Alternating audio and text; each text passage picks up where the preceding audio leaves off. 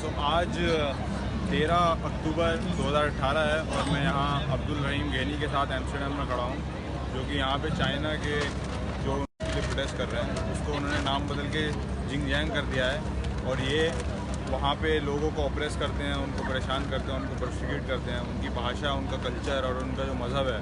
उसको ख़त्म करने की कोशिश कर रहे हैं। और ये 3 मिलियन से ज़्यादा लोग हैं जो यहाँ पे रहते हैं और जिनको परेशान कर रहे हैं। और उनको नाजी स्टाइल कंसंट्रेशन कैंप, जो कि दूसरे वर्ल्ड वॉर में हुआ करते थे, उस तरीके के कैंप्स में भेज के उनको रैंडमली सेलेक्ट करते हैं, उनको मर्डर, रेप और पता नहीं क्या क्या उनके